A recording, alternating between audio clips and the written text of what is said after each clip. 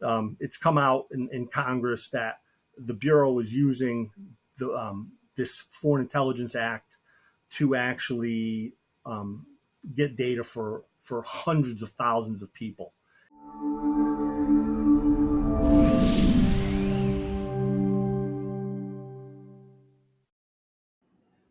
Hey, Kurt. So thanks so much for coming on the podcast. Thank you. I've been looking forward to it. So you used to work in FBI cyber. Can you tell us a little bit about your background and kind of some of the stuff you worked on? Yeah, I'm an attorney by trade. I joined the FBI back in 1997 and went into the New York field office. I worked a lot of criminal. I was in the Iraq War as the head of counterintelligence for 2 years during in 2008 and 9.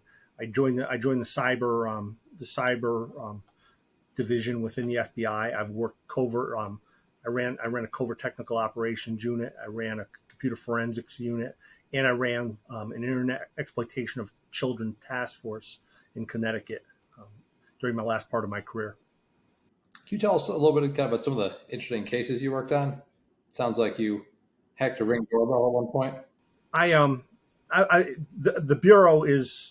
I'm actually, as a lawyer, I actually represent some of the FBI agents who right now are whistleblowers in front of Congress. But the FBI, the employees in there are great. I've been overseas. I was lucky enough to work the first war crimes case that the U.S. successfully actually prosecuted inside Iraq. The actual trial happened in Kentucky. I've done a lot of work as far as antiquities, as far as cyber.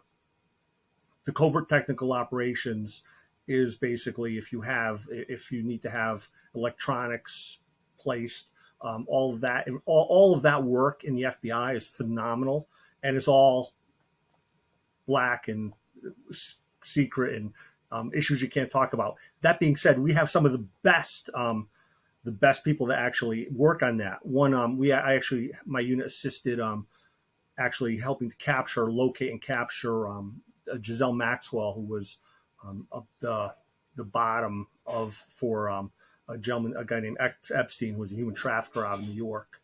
We've been asked and had tasked to locate electronically people that had committed murders.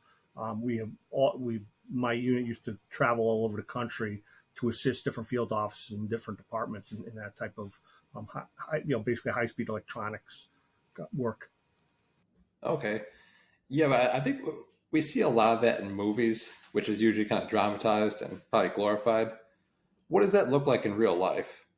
Finding someone through it looks like cameras, microphones, things like that.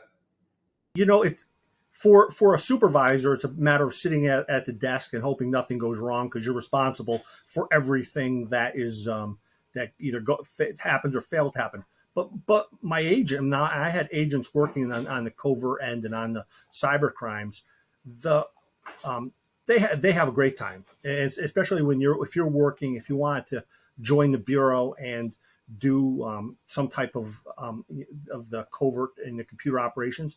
It's not hard to get into. I mean, because really there's not that many people in the bureau who really want to do it. People join the bureau, they want to do criminal, they want to do they want to do a lot of niche work.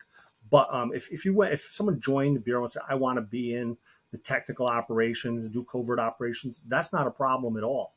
And I have a lot of friends who spent years, sometimes a decade or more undercover, and they really enjoy it. I personally am I'm the worst undercover there is, so I try not to pretend I am anything but that. But yeah, no, I think that we're very lucky. The U.S. is very lucky to have probably some of the top people in the country. And I've had, having agents in the U.S., but I've had agents overseas. I mean, I've had agents that were. There was a movie called American Sniper, and I had agents that were deployed in the same area as the last scene of the movie, and they were involved in a very high conflict issue. They weren't expecting that. They were there for another mission, and all of a sudden they got the place fell apart. There was a lot of violence, and next thing you know, you have agents that were asked to help out the U.S. military, and they did amazingly well. And there's a lot of agents that travel throughout the world, and that assists different departments, different agencies, different U.S. agencies, and different foreign agencies, and it's really exciting work. So what about some of the recently? There's been a lot of drone ops. I know we've kind of briefly mentioned that earlier. Drones drones are going to be a problem in U.S. soil. The bureau has all the government agencies have really tried to get some type of drone activity. If the government agencies are law enforcement, and if you go on the border, you're going to see a lot more drone activity. And kind of what happens with technology as inside law enforcement is that you there's developments within the military. There's and especially within Iraq, and between 2000 and 2010, you see the gear that the U.S. military had just transform into some very useful, practical gear. Next thing you know, you see a lot of the police departments that have armored personnel carriers. You see the police departments that really look more militarized, but that's because the military gets gear, it works, the law enforcement adopt it, and then that, within 5 to 10 years, a lot of that gear and a lot of that equipment and training and tactics come back into the states, and that's not necessarily sometimes good. I mean, I'm a proponent of having police in blue uniforms driving squad cars, not armored personnel carriers. But the military gave a ton of armored personnel carriers to law enforcement in the U.S. In fact, my town has two. I live in a small town that has almost no crime. We have two armored personnel carriers, and they keep telling people, well, if it floods, we'll use the armored personnel carriers. Like, if it floods, you should use a boat, not an armored personnel carrier. But yeah, I mean, yeah, it's kind of amazing with the technology, and that's the thing with drones. Drones are, and as I was finishing up my career, about to retire, we were working on actually a drone carrier, a vehicle that can actually quickly restore a drone to operating condition, put new batteries in it, send it off. And if you're hunting someone who's escaped from prison, a fugitive, that eye never closes. If you can put drones up and hunt, even for a child that's in the woods, that technology is amazing, and it's limited by how much the operators actually get to use it. And that's one of the problems. Like, you have a dog handler, all they do is handle the dogs. You have a drone operator, you may not have that type of constant training. But if you're in Connecticut, if you're in New York, those drones are going to operate in complex airspace, and those drone operators really have to be prepared to be able to not just be the weekend warrior with a drone, but being able to read the aviation maps, being a commercial drone pilot, having extra training, and then also, by the way, they're going to operate FLIR. They're going to operate different types of drones, and they're going to have to do it with people below them. So it's I think it's going to be the future for a lot of different things within law enforcement, especially when you go out west where there's a lot of space to cover. The drones are going to keep going, and it's really nice to see. And how much, I mean, look at how drones have advanced in the last 5 to 10 years. I have some DJI drones, and I'm actually a commercial drone pilot. Those drones are ancient. Now you can buy a $200 drone that is absolutely spectacular, and before it would cost you $1,500 to $2,000.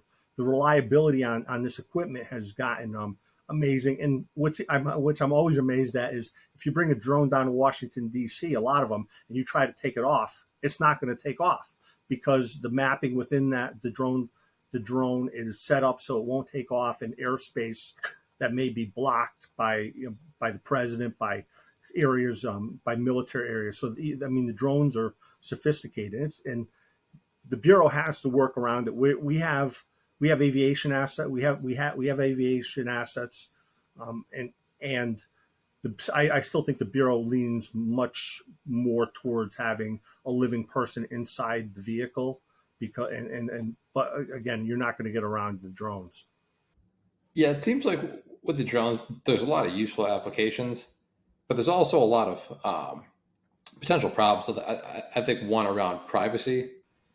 And then the second is that just about anybody now can buy a drone and potentially fly it near an airport or something. Yeah. which can cause a lot of problems. It sounds like some manufacturers do some geofencing; they're a little more responsible, but there's probably, I imagine, a lot of them that haven't done that. Has there been a lot of issues with that, and kind of how do you combat that? Yeah, Just usually, that's all training. I mean, if you're going to have federal law enforcement doing sophisticated flying, I mean, you are flying in the FBI. The FBI aviation. I've had um, agents that have been part of not only the technical operations but working as aviators in the FBI. They're not flying. They're flying in New York, where you have massive aircraft flying around. They're sharing the airspace. You very well may find an FBI aircraft in a place where you would just never expect it, because you would never expect to see a commercial airplane. And I always love it when I see some movie and they're like, oh, they just flew, that they just drove into an airport, and so the people, the law enforcement can't can't follow them. That's amateur hour. The fact is that any law enforcement agency that's got the proper training, that's talking to air traffic control, they can deconflict having aircraft anywhere around, including over an airport, because the airports have, how the shelving on on airspace work. You can have an air traffic control be landing jumbo jets and allowing allowing New York. I'm sorry, allowing New York like allowing the New York City Police Department to fly their helicopters right over the top of them. And I think that's really excuse me once, I'm just going to shut this down. I think that's really amazing, because people really don't expect to see to think, how much could the pilots have? I've actually I had two pilots, probably or I know two that were in the bureau. They were flying their aircraft. The aircraft all of a sudden had its automatic pilot malfunctioned, and it malfunctioned at like 7,000 feet and put the airplane into a nose up to stall, and then dropped, and the airplane kept going nose up and stall, and the pilot and the co-pilot were fighting to control this airplane as literally it was falling out of the sky. And at one point, the pilot turned the controls over to the the co-pilot, and then started literally tearing the airplane apart to disconnect, ripping out the wires in the fuse box to disconnect the aircraft, all the electronics from the aircraft, and they saved the airplane. And actually a worldwide notice went out on those on the automatic pilot, basically shutting the use of that automatic pilot down for an update. But the first malfunction occurred because these guys were just flying an incredible amount of hours, and the malfunction occurred, and they were able to save the plane, not from 30,000 feet, but from like 7,000 feet. I mean, which is dramatic. And when you listen to the people the guys talk about how scary it is, it's not when the airplane gets to 500 feet and literally has no lift, is no lift on its wings coming down, and they're able to save that plane by doing whatever they can. They're amazing pilots, and our pilots are flying. I mean, they fly all the time. And the best part is, if you're in the bureau and you want to be a pilot, or you can just ask to become a pilot, and you can get into the flight program, and there's a good chance you'll be flying. You'll get your commercial ratings, your multi-engine ratings right up, just as a part-time agent, pilot agent. What's funny is none of the fighter pilots want to do, I think you get like some military guys, but once the military guys have flown an F-16, and then they're asked to, hey, how would you like to go 100 miles an hour in circles for 5 hours a day? They're like, thank you, but no thank you. I'd rather be on the street working violent crimes than flying circles all day long. so to shift gears a little bit, you mentioned a little bit about the whistleblowers. How do you think the FBI? Let me restate. What do you think the current state of the FBI is as far as kind of the culture? And it seems like there's been a lot of talk about things that have shifted quite a bit. What in the next 6 months, there is a dramatic fight that's going to brew within Congress, and actually the director of the FBI was in front of the House Representative a few weeks ago talking about. It's called 702, and basically what this there was the Patriot Act back in the early 2000s that came about after the attack on the World Trade Center, and something called the Section 702, which is basically a FISA, Foreign Intelligence Surveillance Act method of basically wiretapping the internet, and it was never supposed to be mass collection. So this, and I actually helped write or helped review some of the Patriot Act and the FISA laws, for the proposed laws, but this was supposed to be a tool that was there for stopping the next Osama bin Laden, and this was probably the most powerful tool that the federal government had, and this tool basically allowed and allows the federal government to search phone records without a search warrant, which is amazing. And with that type of amazing responsibility and power, that normally would have been well protected. Unfortunately, what's happened now is it's come out in Congress that the Bureau is using this Foreign Intelligence Act to actually get data for hundreds of thousands of people. In fact, I was just sitting here looking at the news this morning, and evidently after the discussion that the director of FBI had with Congress, the FBI was actually pulling records, or basically pulling electronic information from a U.S. senator. And this isn't coming from like some crazies out there, or it's actually the Foreign Intelligence Surveillance Court, which is a federal court, which is referred to as FISC. FISC identified the fact that the FBI was basically wiretapping a U.S. senator, and I think the Congress right now is the Republicans have basically started to say we're not going to support this type of amazing power, because basically what happens is it was designed to collect intelligence on foreigners that were outside the U.S. and foreigners that came into the U.S. And it was allowed to collect incidental information about the people that these foreigners were talking to. So it was always going to have this foreign intelligence nexus. Unfortunately, with the FBI never had to make that a requirement. So they took all the incidental information. It appears they have created a mass database where they've collected everything on anything that came across from foreign on the internet, which is kind of crazy, because if you look at AWS, they have storage facilities in Canada. So if it goes to Canada, it comes back, next thing you know, all your data, it's very, very possible that your data, everything that you had in that storage, is now scooped up by the national security agent and accessible by the FBI. Which and it also means that the FBI doesn't have to go to a court and get a warrant.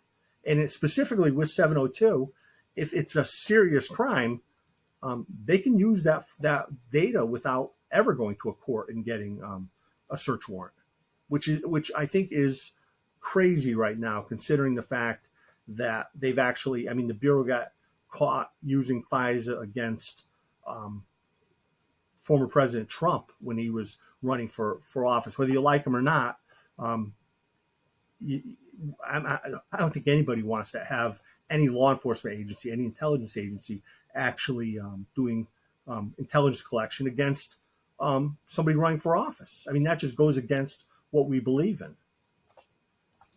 And so I think that's the first issue. The second issue that's come up, and I'm not sure how many people pay attention to it, was that the Bureau started this idea of preventing disinformation from getting into the internet. They were looking for disinformation, misinformation, which is kind of crazy. So you have the FBI policing speech. So, it used to be when in 1775 and 1776, people would walk up and post something on a wall in Boston saying, "Hey, we need to throw the British out of here." Now the FBI had taken the position we can actually remove all those documents to post anything that the FBI deemed to be misinformation, which is crazy. If you know the people that are involved, the bosses, you'd be like, you would not want them deciding what's real and what's fake. But they were actually going to Twitter, and the bureau employees were going to Twitter and say, hey, look, that's not true. You better pull it down. You better remove this the account for this individual. So basically, the FBI, without any process at all, was denying citizens their First Amendment. Then it got even weirder because it comes to the realm of you can't make the stuff up. They allowed foreign governments to also use the FBI to transfer requests to social media companies to take down different information. So one country which keeps coming up over and over is Ukraine. And the Ukraine intelligence service was allowed to send information regarding accounts and regarding posts against that were quote unquote disinformation, and ask the FBI to have them removed from Twitter and Facebook and all the differing social media. Unfortunately, the and obvious anyone who knows anything about how intelligence service works, the Ukrainian intelligence service had been infiltrated by the Russian FSB. So the Russian FSB was sending requests to take down anti-Putin speech, anti-Putin comments and social media postings to the FBI. So the FBI was asking these social media companies to remove comments that were against Putin. And like and there was a Supreme Court case a long time ago that prevented the federal government from doing this type of activity against the communists, which were, at that point were the Russians. So 50 years ago, the Supreme Court said you can't regulate speech like that, even if it's coming from a foreign government. You can't. The antidote for bad speech is more speech and hopefully good speech, not taking it down and having the government monitor it. And for the last few years, the FBI had decided through this foreign influence task force that they were going to affect what was being posted. And then they got into like COVID, so they're taking down COVID postings. They're actually into the. I mean, there's some great, and these are regular news articles. The Associated Press, CNN, MSNBC. They were taking down issues with Hunter Biden's laptop, which, I mean, we've heard about Hunter Biden's laptop for years now. So the FBI is going to these social media groups and say, hey, look, we don't want to comment, but we think you should take all that stuff down. And oh, by the way, the FBI has the laptop while they're doing this. They know the laptop is real, and they're still calling this disinformation when in fact, whether you believe what's on it or not, the laptop's real. There's information on the laptop, and why would you ever have the FBI running this propaganda scheme? I mean, again, they've done it before, and it's fun to watch because the best part about the Patriot Act or actually 702 is you have the U.S. Congress has to renew it every so often. I think it's every 5 or 6 years, but that's coming up at the end of this year. So the FBI, NSA, the DEA. Now remember, it's foreign intelligence, but the DEA is there because we have those cartels which are a foreign influence, and the different groups are looking to maintain 702. And one of the funniest arguments I've heard is we have to maintain the 702 powers because fentanyl. And you're like, wait, excuse me, you want to eliminate the rights, the Fourth Amendment rights of like nearly every U.S. citizen for fentanyl? I mean, we've had world wars we fought in, and we weren't eliminating the Fourth Amendment rights during world wars. The Supreme Court has constantly come back and said, hey, look, during times of major problems, that's when the constitutional rights are more important. I mean, and that was a lesson from the Japanese internments that we need to, we have to make sure we don't fall into the category where we're actually abusing certain classes of people, taking away rights during hard times. So I think that in another 5 months, running up to December, that this 702 issue, which this is why the 702, this is the ultimate hack. I mean, literally, you have something that if I told you 20 years ago that the government could literally get everything they wanted on you and they didn't need a warrant, you'd be like, nah, it can't happen. And come to find out, when with Congress saying that and all the news agencies saying it, and I'm not telling you anything that I actually avoided 702 for a reason while I was in the FBI. I did other things, but that was not anything I've ever wanted to be in, because or even know about. But this is turned into a big issue, because it will affect, if the FBI can get your medical records, your financial records, and keep them. It's not like they're like going to go get them. They're storing all this data, and they can just access it at any time they want and say, well, it's a serious crime, so we're just going to take this. And oh, by the way, we'll take it without a warrant, and we can use it to find other information and phone calls. And then where are the rights of, associated, with each American, if a government agency can do that? It's just not correct.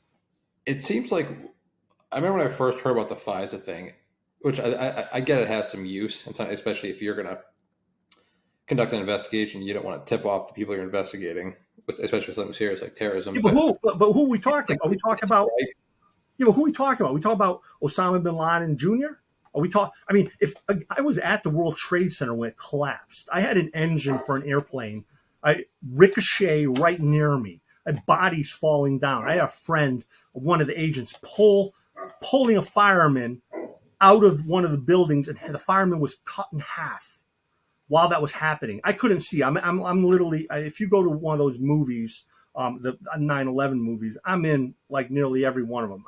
I had the first building collapsed. I couldn't see. I went back to the second building. That was the nightmare of nightmares. And if you to have an agency have some amazing powers to immediately respond to that type of attack, would have been huge back then. So the U.S. government gave the FBI these powers, and now they're using them against Trump, and they can use them against fentanyl. I mean, yeah, like it seems like it has a lot of use, but has a lot of potential for abuse, well, that especially was when Snowden, kind of right? out of the public eye, where it takes quite a while. Like it kind of took years for us to find out about some of these issues that came up, and so it kind of removes the accountability, especially as that much time has gone on. I mean, Snowden's, and whether you like Snowden or don't like Snowden, this is what Snowden was taught. Snowden was talking about mass collection of data. That was his deal, using the that the U.S. was actually collecting everything. Okay, 2 years later, the director of the FBI, who was then Comey, went in front of Congress and said 702 is not mass collection. That is not being used for mass. It's not being used as mass collection. So you would get incidental. We'll come to find out, from what I've seen in the last 6 months, it has been morphed into mass collection. And even worse, whether you agree with whatever happened at the Capitol, if it was if you agree with it, if you think it's a riot or a conspiracy, there were no foreign nationals at the Capitol, but the FBI took those tools that are designated for foreigners, and they actually started doing searches for U.S. cits on something that would be completely domestic. And in the U.S., and a lot of people don't know this, there's not a U.S. domestic terrorism law. There's a whole bunch of things you can do, but there's no overarching domestic terrorism law. And FISA has no business being in U.S. only, because it's just too easy for an agent to walk over to a U.S. attorney, get a warrant, and then go up on those phones. It's amazing how quick that the U.S. Attorney's Office can respond, how the courts will bend over backwards to get what they call a Title I or Title III trap and trace, pen registers up immediately to target somebody that would be some type of serious risk. The courts will, the judges and the judges will wait there for, they will wait for an agent into midnight to walk in and bring some type of serious warrant. They'll go over to the field office. They'll let agents go to their house and have warrants signed. It's easy for an FBI agent to get those that type of warrant, that type of legal process. But here, what's happened is they've eliminated the need for it, and that's the problem. Because the whole, if we're a special country, it's not because we have like the biggest, when we do have the biggest kick-ass military in the world. It's the fact that we have certain rights that are inalienable, that everyone has, and why? And now we gave them up to the benefit of 9/11 was that we lost Afghanistan, but the FBI said, hey, you all lost all your rights too, especially your Fourth and First Amendment.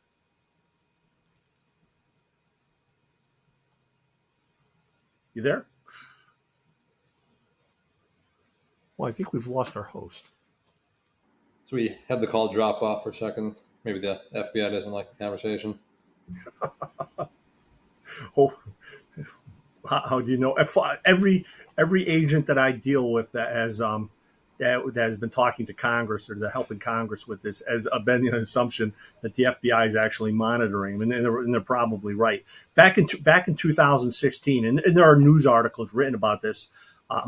There was a Senator Grassley who was working with some whistleblowers from the CIA, and the CIA actually put electronic surveillance on and monitored the information that was going back and forth between the whistleblowers and Grassley's office, which is completely nuts because the Senate is the oversight for the agency.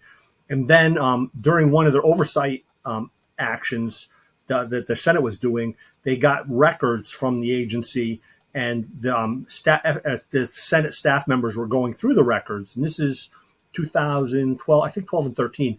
The staff members were going through the records that were on computers, and the agency had actually put keystroke on the computers so they could see what the queries were that the Senate and the staff and their staffers were actually looking or making to search the databases. And that was that was Brennan.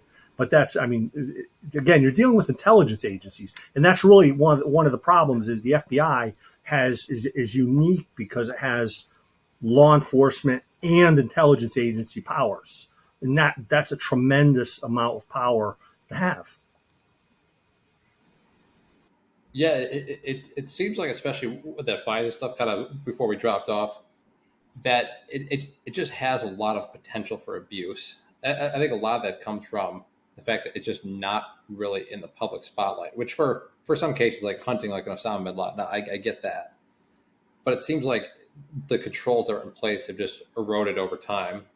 But even if they didn't have that, aren't they still legally doing mass surveillance, just buying data like every other company does, just buying data from data brokers, which I know recently there's been some. This has happened before, and Congress actually had put rules in about what the government could actually take from telephone companies and financial companies, and there's actually a law called the Bank Secrecy Act.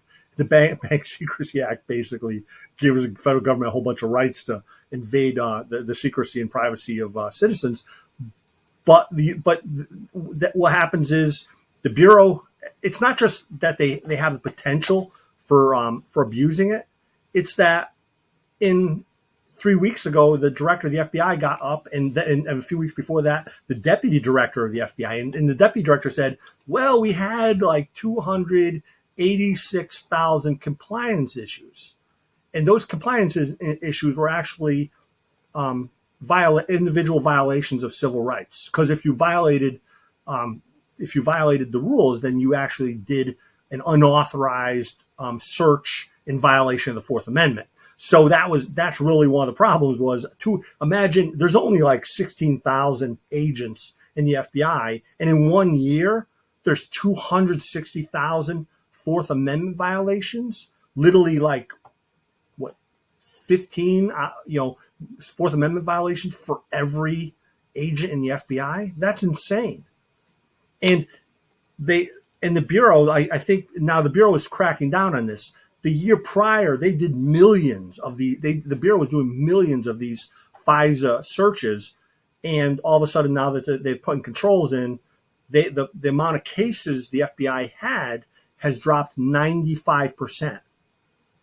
And I know of no agent that would drop a legitimate case, would close a legitimate case just because a law changed, or would stop doing a Title III, a wiretap, just because it got harder to do it. Agents don't do that. They'll continue. But the fact that the FBI would shut down 95% of these surveillances means that they probably weren't legitimate surveillances at all. And those numbers are insane. I mean, millions of these violations. It's crazy. Yeah, it certainly seems like there just has been a lack of accountability. But how do you balance that? Because as far as like those takedown requests, like there are like for example, Russia has the Internet Research Agency, which is basically a troll farm, and China has a similar tactic where they flood social media platforms and try to influence opinions and stuff like that. In fact, it's been thought that like I think it was Michael Moore held a demonstration, and it was believed that the Internet Research Agency from Russia had like worked to make it a lot bigger. That they tried to divide us essentially. So how do you balance those two between one, like we don't need the government censoring us, and Well, at the same time, we don't need it. We don't want it. Do you want it? Do you want the FBI to pull your close your account in Twitter or on Facebook because you made it? Obviously not. No. No, it's again, at some point you have to believe that people are smart enough to be able to figure out what's real and what's not. And again, but by the way, if a person in the U.S. is working on behalf of another country, that person becomes an agent of a foreign power. That's a crime. And there's no problem. I have no problem with the FBI, with somebody shutting down, getting a warrant. And again, and they do this in the FBI. And if there is some type of website that's being used for ransomware or some other hacking, the FBI will go get a warrant and shut it down, regardless of whether it's in the U.S. or overseas. They have the agents that have the capability of actually going and wiping out some type of servers overseas. So it's okay if they have that issue that they go to a court, they present that information to a federal court, and the magistrate would say, feel free, knock it out. And because the magistrates are pretty liberal on what they'll allow, especially when you're looking at cyber attacks. Let's go back into the cyber area. There are very few people in the world that are arrested for ransomware, for any type of cyber attacks, especially in the U.S., because those people exist in Nigeria, they exist in India, they exist in Russia, China, North Korea. It's really kind of hard to get them. And so I didn't like doing cyber crime because there's nobody to arrest. If any other crime, I can go out and get somebody and arrest them. Here, they're all in some foreign country. You can shut them down. You can do some technological actions that will offensively reduce it. But you can also do that with foreign governments that are trying to influence a U.S. vote.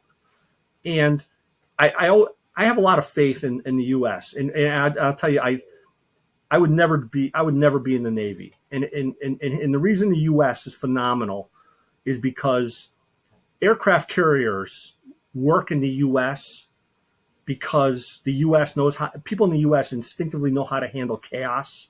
You can't run an aircraft carrier by having a general tell where the airplanes go on the deck. You have to rely on the genius, on the talents and and training of the specialists, the all of the different non-commissioned and commissioned officers who are able to do it. The Russians have never been able to fly an aircraft, do an aircraft carrier properly because they don't have that wealth of talent and people that are willing to work in utter chaos. And a carrier is 5,000 people. It's utter chaos that's controlled, that has a rhythm. And again, I think that people in the U.S. We've had attacks on democracy from Russia, but somehow everyone figures out, okay, here's the vote. And what's funny is if Putin gets assassinated tomorrow, or Moscow disappears, Russia's going to collapse. Russia's going to turn in. I actually don't. If Washington magically disappeared, I don't think people would care other than getting checks from Social Security and from federal government. I don't think people would care. People are more interested. People can function. Local governments can function at a level, and the federal government doesn't drive everything in this country, which is nice. It really is nice. So if you were in charge of the FBI and had to correct some of these issues, what would you do? I like the one congressman said, "You'll have to waterboard me to make me vote for the 702 FISAs." I mean, I thought that was funny. The House Judiciary Committee just put out a set of possibilities. One was to move the FBI to Huntsville, Alabama, to get them away from the political. I mean, Washington is the political center of the universe, and to move the FBI out of there would probably deprive it of a lot of power. If I think that you have to take this very special power, these very special powers that we need and we should have to fight the next Osama bin Laden, have to be provided to an agency that doesn't have the ability to affect U.S. citizens. And you have MI5 and MI6 in Britain. And I was against it. I was against the thought process. And it's come up a few times that the FBI was capable of policing itself. And time and time again, it's shown that it's not policing itself. It's using these powers more. It will make the powers as large as possible and exploit them as much as it can. So this group of laws has to be provided to an agency that can't use them on U.S. citizens, because the U.S. government has so many laws that could be used on U.S. citizens. We don't need to have these laws. This should be restricted to foreigners. And again, I was horrified to see what happened in the Capitol, but it was easy enough for anybody to go to a judge and get a warrant. After 9/11, I went to a judge.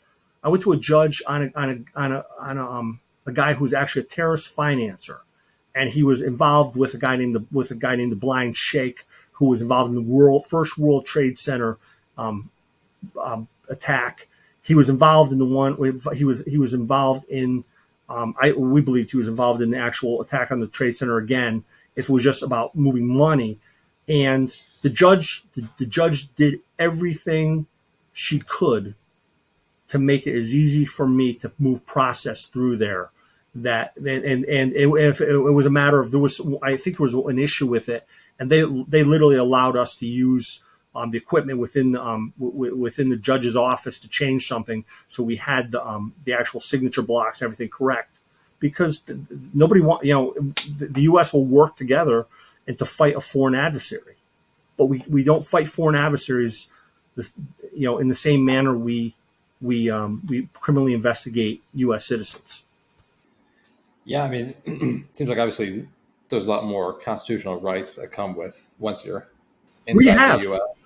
Which if you don't have a First Amendment right and you don't have a Fourth Amendment right because somebody in the FBI says we can monitor that, what rights are you have? A Second Amendment right? What right is there? A right to counsel? If you know what's amazing here is that that when this stuff gets heated, they're always going after the lawyers, because you always go after the lawyers. You go after the people that are moving communications, the runners and the lawyers. And again, here you'll have the Department of Justice targeting lawyers, and the idea that you're going to flip lawyers on their clients, um, I think that's kind of outrageous. To go against attorney-client privilege. I think that is a possibility. I'm also watching where I'm looking at the people that were around Trump. Again, I'm not a supporter. I'm not a supporter of Trump, but I'm looking at the people that are maybe being targeted and their attorneys. And the federal government has targeted attorneys in the past, for major defendants. It, that's those are. I mean, there aren't many other rights that really matter. I mean, no one likes lawyers except for your own lawyer. That's kind of how it works. I get calls all the time. I'll get calls by FBI executive, by I do a lot of cybersecurity is my primary legal practice. I get a lot of calls, and you have to be able to talk to a lawyer in confidence, and you certainly don't want the FBI to be listening to those phone calls and have access to them just because the federal government routed those calls to a server in Canada and then routed them back so they could actually listen to them without any type of process. Hey, well, as we get to the end here, I appreciate you coming on the podcast and taking the time. No, thank you If very much. if people want to find you for more insights, where's the best spot? I'm I practice I practice cybersecurity law. This is the privacy rights is, and I practice privacy law. I'm at Kurt at SuizDakLaw.com. I'm and if you go online, you'll see my phone number. My clients call me up because my clients are my friends, and I'm very lucky to have a great set, great people that I'm able to work for. And I have to tell you, within the community of privacy and cybersecurity, that's the best community out there. I mean, how lucky are we to have a whole bunch of great people? And I'm very lucky to have you and other people that I'm able to deal with and continue, because I'm looking forward to going to my next hackers convention. I teach at Quinnipiac University. I teach actual pen testing. I'm probably the only lawyer in the country who doesn't teach hacking law, but actually teaches pen testing to engineers. Every one of my students is smarter than I am and knows more about computers, but I have a more diabolical mind. So that's what I teach them.